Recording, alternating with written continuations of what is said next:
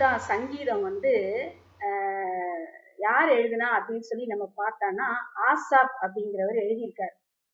அந்த 73ஆம் சங்கீதத்துல நான் சொன்னதுபடி உமது சித்தத்தின்படி நீர் என்னை நடத்தி மகிமையிலே என்னை ஏற்றுக்கொள்வீர் அப்படின்னு சொல்லி இந்த ஆசாப்பால எப்படி அவ்வளவு தைரியமா சொல்ல முடிஞ்சுது அப்படின்னு சொல்லி நம்ம பார்த்தோம்னு சொன்னா, இந்த ஆசாப் யாருன்னு பாத்தீங்கன்னா சாலோமன் தாவீது காலத்துல வாழ்ந்த ஒரு பாடகர். நமக்கு தெரியும் தாவீது நிறைய பாடகர்களை அந்த ஆசரிப்பு கூடாரத்துல பாடுறதுக்கு ஏற்படுத்தி வச்சிருந்தாரு, குழுக்களை ஏற்படுத்தி வச்சிருந்தாரு. அதுல இந்த ஆசாப்பு வந்து பாடல்களை பாடுகிறவர், அதற்கு கீத வாத்தியங்களை நேர்த்தியாய் வாசிக்கிறவர்.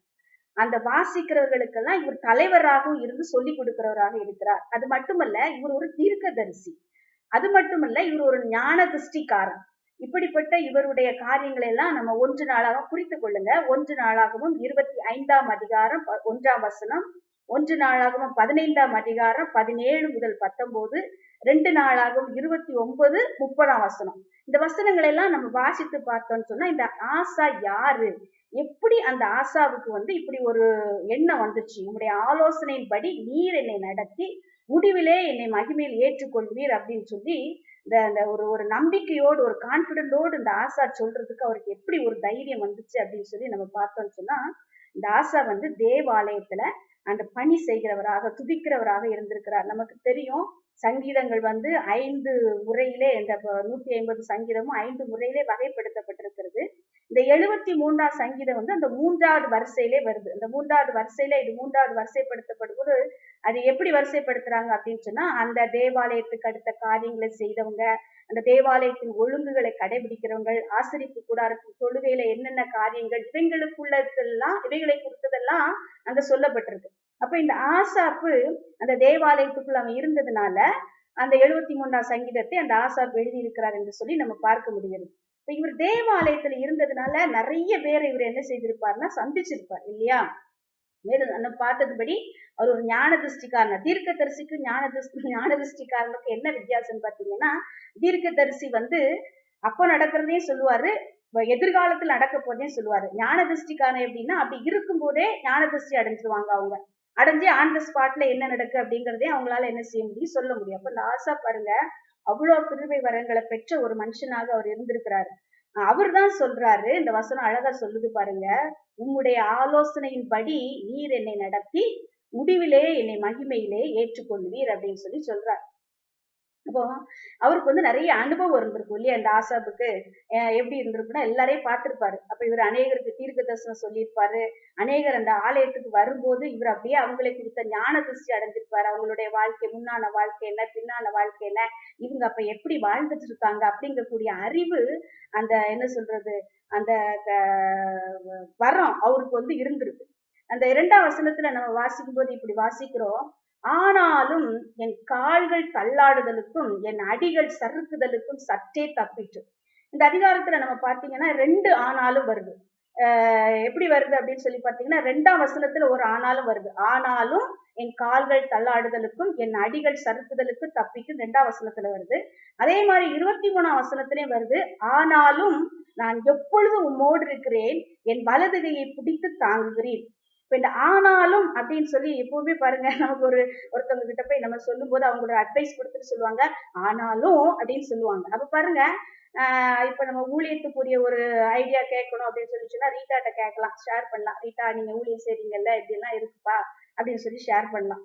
மற்றபடி நம்ம குடும்ப காரியங்களுக்குள்ளதை கேட்கும்போது வசதி சிஸ்டர்ட்ட அடிக்கடி கேட்டிருக்கிறேன்.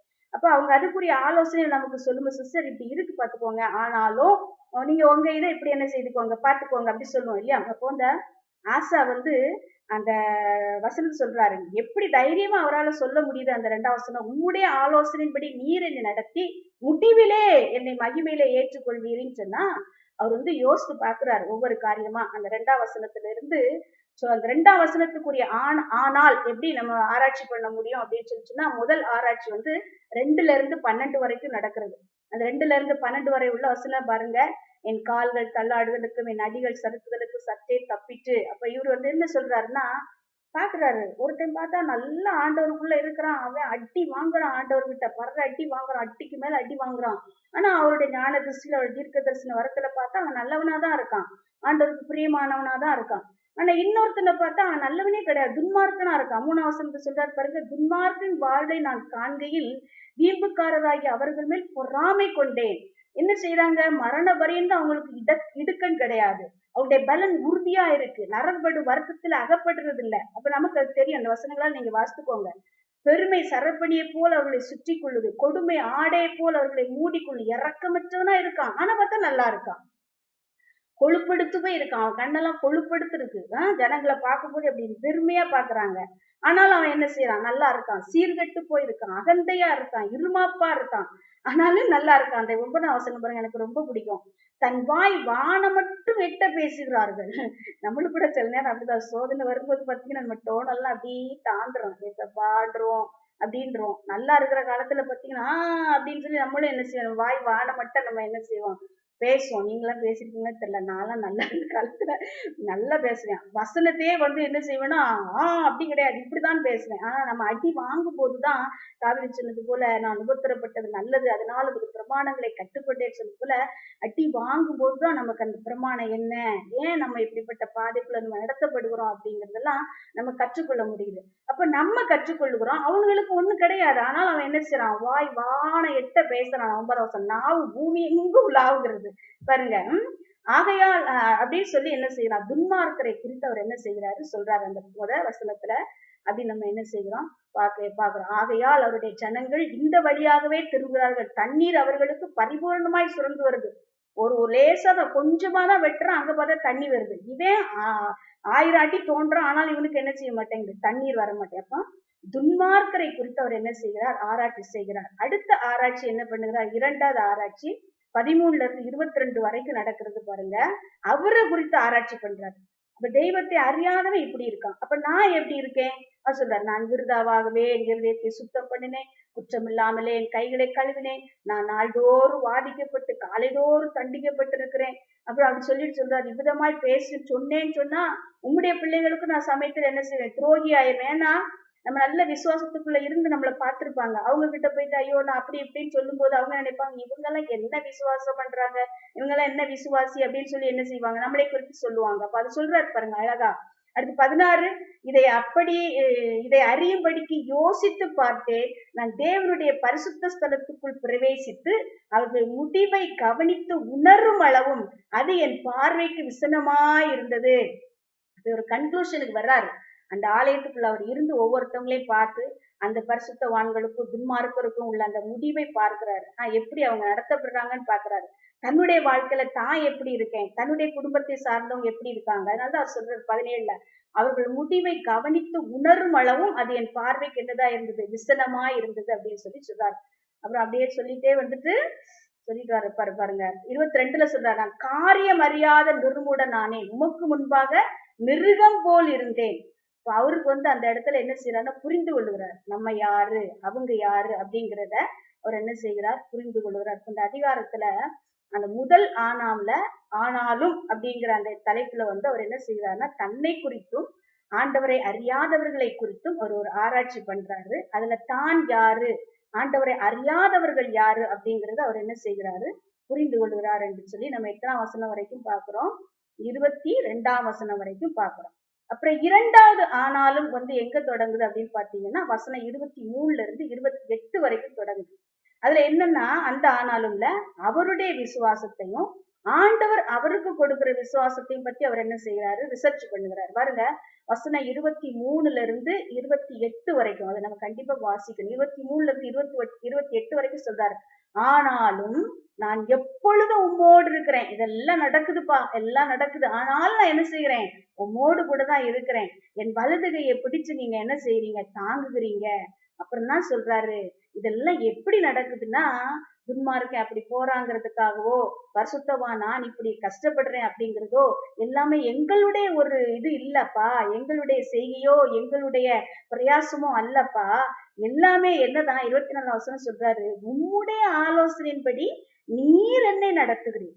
அப்போ ஆண்டவரை அறிந்த பிள்ளைகளாகி நமக்கு யார் நம்மளை நடத்துறாரு? ஆண்டவர் தான் நம்மளை நடத்துறார். ஆகவேதான் ரோமர் 8ஆம் அதிகாரத்துல கூட நம்ம வாசிக்கிறோம், அஞ்சியும் அவருடைய தீர்மானத்தின்படி அழைக்கப்பட்டவர்களாய் அவரிடத்தில் அன்பு கூறுவர்களுக்கு சகலம் எதுக்காக நடக்கிறது? நன்மைக்கு ஏதுவாக நடக்கிறது. அப்போ அழகா சொல்றாரு, உம்முடைய ஆலோசனைப்படி நீரினை நடத்தி. அவன் எப்படியோ இருந்துட்டு போட்டோம், அவனுக்கு என்னவோ சம்பவிச்சுட்டு போட்டோம் துன்மார்க்கருக்கு. உண்மையும் நான் என்ன செய்யல, விருதாவாலாம் நான் ஒன்னும் அப்படி சேவிக்கலப்பா. இதெல்லாம் எப்படி நடக்குதுன்னா உங்களுடைய ஆலோசனைப்படி நீங்க நடத்துறீங்க. ஆனா அது எதுக்கு நீங்க நடத்திட்டு போறீங்க? முடிவிலே என்ன செய்வீங்க? மகிமையிலே ஏற்றுக்கொள்வீர். அப்படிதான் சொல்றாரு, பரலோகத்துல உண்மை இல்லாமல் எனக்கு யார் உண்டு? பூலோகத்துல உண்மை தவிர எனக்கு வேறு விருப்பம் இல்லை. நமக்கு கிடையாது இல்லையா? அவங்க எல்லாத்திலையும் விருப்பப்படுவாங்க, எல்லாத்திலையும் என்ஜாய் பண்ணுவாங்க, எல்லாத்தையும் அனுபவிப்பாங்க. ஆனா நமக்கு அதுலயும் நம்ம பூரணமா என்ன செய்ய முடியாது, நம்மள ஒப்பு கொடுக்க முடியாது இல்லையா? அதான் அவர் சொல்றாரு. அப்புறம் சொல்றாரு, என் மாம்சமும் என் இருதயமும் மாண்டு போகுது. மாம்சமும் இருதயம் ஒரு நாள் என்ன செய்யும்? மாண்டு போகும். தேவன் என்றென்றைக்கும் என் இருதயத்தின் கண்மலையும் என் பங்குமா இருக்கிறார். பங்கு அப்படின்னு சொல்லும் போது நம்முடைய சொத்து, நம்முடைய சுதந்திரம், நமக்குரிய எல்லா ஆசீர்வாதமுமே யாராக இருக்கிறார்? ஆண்டவராக இருக்கிறார். அடுத்த வசனத்துல சொல்றாரு, உண்மை விட்டு தூரம் போகிறவர்களுக்கு என்ன கிடைக்கும்? நாசம் அடைஞ்சு போவாங்க. அவங்கள நீங்க ஒரு காலத்துல என்ன செய்திருவீங்க? சங்கரிச்சிருவீங்க. அடுத்த வசனம் பாருங்க, எனக்கோ தேவனை அண்டி கொண்டிருப்பதே நலம். நான் உமது கிரியைகளை எல்லாம் சொல்லி வரும்படி கர்த்தராகிய ஆண்டவர் என் மேல் என் நம்பிக்கையை, கர்த்தராகிய ஆண்டவர் மேல் என் நம்பிக்கையை என்ன செய்திருக்கிறேன்? வைத்திருக்கிறேன். ஹல்லேலூயா. அப்ப ரெண்டாவது ஆனாலும்ல அவருடைய விசுவாசமும் ஆண்டவருடைய விசுவாசமும் அங்க என்ன செய்யப்படுகிறது? அலசி ஆராய்ந்து பார்க்கப்படுகிறது. அப்பதான் அவர் சொல்றாரு, உம்முடைய ஆலோசனையின்படி நீர் என்னை நடத்தி முடிவிலே என்னை மகிமையிலே ஏற்றுக்கொள்வீர் அப்படின்னு சொல்றாரு. அது மாத்திரமல்ல, இந்த முதலாம் வசனத்துல அந்த கன்க்ளூஷனை முதலாம் வசனத்திலே சொல்லிட்டாரு, சுத்த இருதயம் உள்ளவராகி இஸ்ரவேலருக்கு தேவன் நல்லவராகவே இருக்கிறார். இஸ்ரவேலர்கள் என்று சொல்லும் போது நம்மை குறித்துதான் அங்க என்ன செய்யப்பட்டிருக்கு? சொல்லப்பட்டிருக்கு. அப்ப ஆண்டவருக்குள்ள இருக்கும்போது நம்முடைய இருதயம் சுத்தமுள்ளதாதான் இருக்கும். நமக்கு ஆண்டவர் எப்பவுமே நல்லவராகவே இருக்கிறார். இஸ்ரவேலை ஆசீர்வதிப்பதே ஆண்டவருக்கு பிரியமா இருக்கிறது. ஹல்லேலூயா. இப்ப முதல் பகுதியில துன்மார்க்கனையும் தன்னையும் குறித்து அவர் ஆலோசனை பண்ணி பார்த்தார். இரண்டாவது பகுதியில தன்னுடைய விசுவாசத்தையும் ஆண்டவர் தனக்கு கொடுத்த விசுவாசத்தையும் அவர் அலசி, அந்த வசனத்தை நீங்க இன்னும் பொறுமையா தியானிங்க, நிறைய வசனம் இருக்கு அதுல. அதெல்லாம் அலசி ஆராய்ச்சி கடைசியில் அவர் சொல்றார், எல்லாமே உங்க ஆலோசனை படிதான் நடக்குதுப்பா, அதுபடிதான் நீங்க நடத்துறீங்க. இதுக்கெல்லாம் முடிவு என்ன? ஏன் நீங்க அப்படி நடத்துறீங்கன்னு சொன்னா என்னை மகிமையிலே நீங்க என்ன செய்வீங்க? ஏற்றுக்கொள்வீங்க. இப்போ உலகத்துல சங்கீதத்துல நம்ம வாசிக்கும் போது அங்க சொல்லப்பட்டிருக்கிறது எல்லாமே என்ன? பரலோகத்துக்கு சோதனை உண்டு மனுஷனுக்கு உலகத்துல. ஆனா அவன் கடந்து போக வேண்டிய பாதைகள் எல்லாம் எதை அவன் கண்ணை வைத்து போகணும்னு சொன்னா பரலோக ராஜ்யத்தை குறித்துதான் அவன் கண்ணை வைத்து போக வேண்டும் என்று சொல்லி நம்ம அநேக வசனங்களை என்ன செய்ய முடியும்? பார்க்க முடியுங்க. அது சொல்றாரு, உம்முடைய ஆலோசனைப்படி நீரை நடத்துவீர், முடிவிலே என்ன செய்வீர்? என்னை மகிமையிலே ஏற்றுக்கொள்வீர். ஹல்லேலூயா. இன்றைக்கும் கடந்து போகிற பாதைகள் எதுவா இருந்தாலும் ஒருவேளை நம்மளால ரியலைஸ் பண்ண முடியாது, ஏற்றுக்கொள்ளப்பட முடியாது, ஏன் நடந்துச்சு, ஏன் நடக்குது, ஏன் இப்படி இருக்கு அப்படியெல்லாம் இருந்தாலும் நம்ம ஆசாபை போல நம்ம ஒண்ணு சொல்லுவோம். ஏன்னா அவர் கற்று தேர்ந்தவர். அநேகரை அவர் சைக்காலஜிக்கலா நிறைய ஹியூமன் ஸ்கூல கூட அவர் இருந்து அவங்களோட எல்லா இன் அண்ட் அவுட்டை புரிஞ்சுதான் அவர் அந்த அந்த சங்கீதத்தை எழுதுறாரு. எழுதிட்டு தான் அவர் சொல்றாரு, உங்களுடைய ஆலோசனையின்படி நீர் என்னை நடத்தி முடிவிலே என்னை மகிமையில என்ன செய்வீர்? ஏற்றுக்கொள்வீர். நம்மளும் சொல்லுவோம், ஆண்டவரே இது எப்படியோ இருக்கட்டும் ஏசப்பா, உங்களுடைய ஆலோசனையின்படி நீங்க என்ன நடத்துவீங்க, முடிவிலே என்ன மகிமையில ஏற்றுக்கொள்வீங்க ஆண்டவரே என்று சொல்லி நம்ம அந்த ஆசீர்வாதத்தை சுதந்திரித்துக் கொள்வோம். ஜெபிப்போமா? அன்பின் பரலோக தகப்பனே, இந்த நல்ல சத்தியத்துக்காய் இவன் நன்றியோடு கூட ஸ்தோத்தரிக்கிறோம்ப்பா. ஆண்டவரே உமக்கு ஸ்தோத்திரம். அந்த 73ஆம் சங்கீதம் 22ஆம் வசனத்தை நாங்கள் பார்க்கும்போது, நான் காரியம் அறியாத மூடனானேன், உமக்கு முன்பாக மிருகம் போல் இருந்தேன் அப்பா. இந்த வசனங்களை தியானிப்பதற்கு முன்பதாக ஆண்டவரே, காரியங்களை நான் அலசி ஆராய்ந்து பார்ப்பதற்கு முன்பதாக ஆண்டவரே, நான் என் மனக்கலக்கத்திலே சொன்னேன், எல்லா மனுஷர்களும் மாயே, ஆண்டவரே நான் படுகிற பிரயாசம் எல்லாம் விருதா, என்னுடைய பரிசுத்தங்கள் எல்லாம் விருதா என்று சொல்லி நான் மூடனை போல காரியம் அறியாமல் இருந்தாலும் இப்பொழுது நான் கற்றுக்கொண்டேன் ஆண்டவரே, உங்களுடைய ஆலோசனையின்படி நீர் என்னை நடத்தி முடிவிலே என்னை மகிமையில் ஏற்றுக்கொள்வீர். அந்த நம்பிக்கைக்காய், அந்த ஆசீர்வாதத்துக்காய் நாங்களுமே நன்றியோடு ஸ்தோத்தரிக்கிறப்பா. இந்த வார்த்தை எங்களுக்கும் எங்களுடைய குடும்பத்துக்கும் எங்களுடைய பிள்ளைகளுக்கும் இது ஆசீர்வாதமாய் அமையட்டும் என்று சொல்லி இயேசுவின் நாமத்திலே இந்த ஆசீர்வாதத்தை நாங்கள் சுதந்திரிக்கிறோம் அப்பா. இந்த பரிசுத்த கரத்தில் எங்களை ஒப்புக் கொடுக்கிறோம். பாதுகாத்துக் கொள்ளும், வழி நடத்தும். இயேசுவின் நாமத்தில் செபிக்கிறேன் நல்ல பிதாவே. ஆமென்.